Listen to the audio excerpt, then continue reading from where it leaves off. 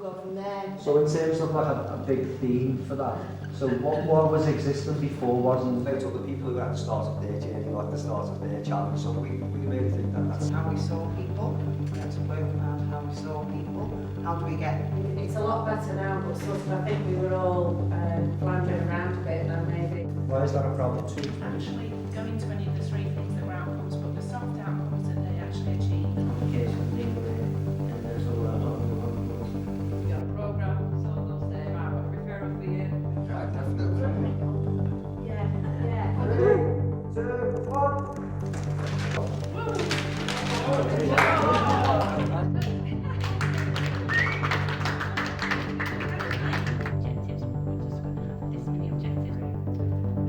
The biggest challenge is that sometimes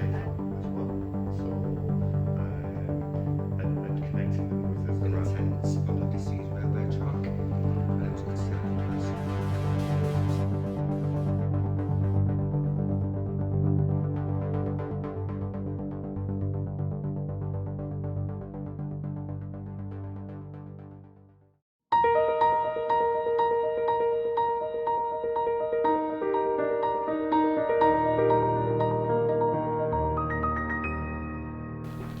Good afternoon and welcome to BBO News. Today I've got with me Katie from Renaissance, who's been a deliverer on the BBO project from the start.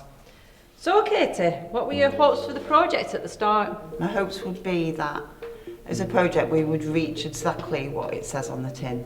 Yeah. And that would be that we're reaching the most vulnerable people in society from some of the most hardest hit communities, multi-complex barriers to employment, training, education are moving forward. I think the programme was developed to address unemployment in Lancashire with the idea of overcoming barriers a number of people are facing, whether that be improving the digital skills, substance misuse, long-term unemployment, mental health, and just really identifying what it is people need and how we can help them get to where they need to be.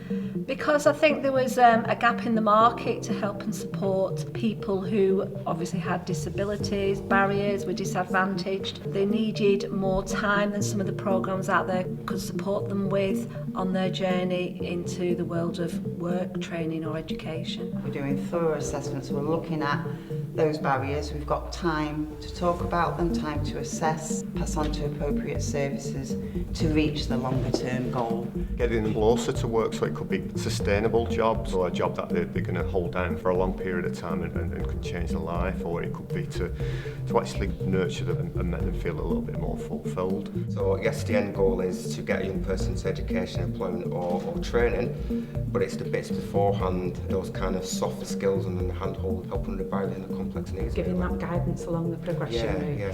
Can you tell me about the tools that you had to do your job and what you feel helped you the most while you were carrying out your duties? I think in terms of tools, I think partnership working, a charity we can't do the work on our own, we've got to work with other agencies. So the beauty of the project is that there's many other projects involved that have got different skill sets. So I guess it's that sharing and that networking and that intelligence working with other partners. We've had Shelter work with us on the homeless side of it and helping us with all the different barriers that you have with benefits.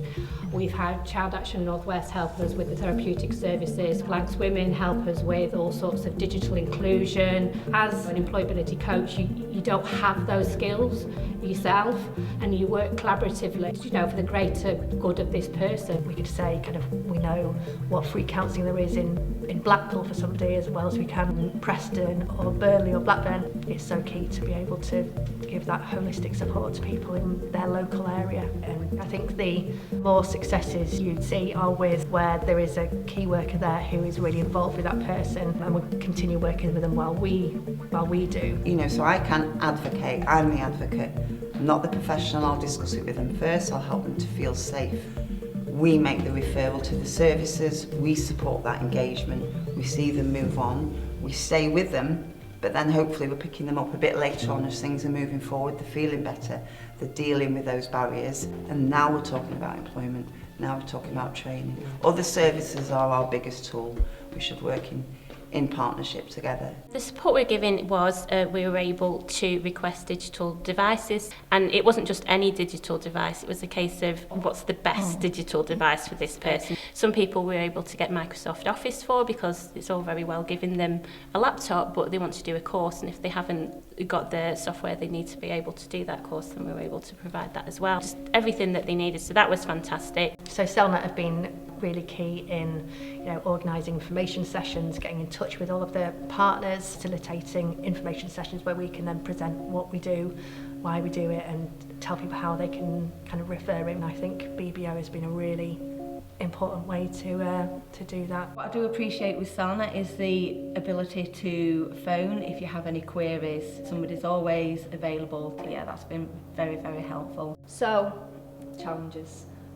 On a day-to-day, trying to do your job, what challenges are you presented with? I find the biggest challenge is the time spent doing the paperwork in order to get people on the system or take them off the system to get the results. A vast quantity of your time is spent doing that, and for me that time could be spent better elsewhere. I think the paperwork has been challenging. We've had various versions of the paperwork. It's quite frustrating, but I think that's just because of the nature and where the funding's come from. And we all know that we had the paperwork. We all know it has to be compliant and why it has to be compliant. But that's just one small thing really that we've had a challenge with. I would change the pressure of the targets. I would say my caseload is about 7, maybe 8, and I know that those 7 or 8 have to go off, in the next few months. But some of these young people require support longer than that, so that is something that I would change.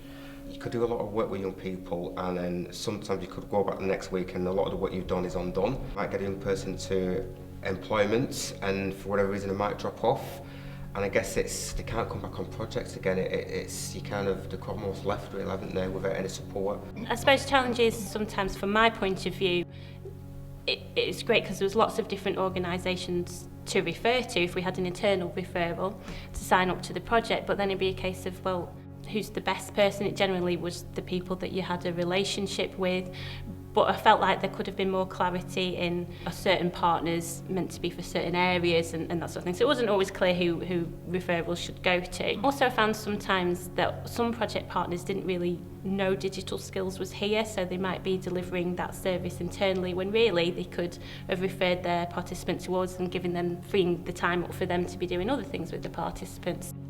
Okay, so in your own words then, what do you think were the most important successes of the project?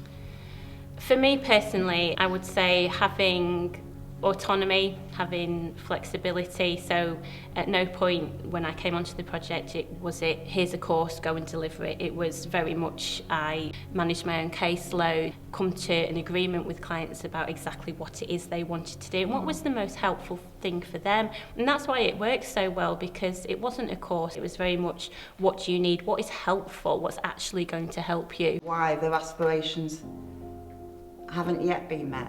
So what did you want to be 10 years ago?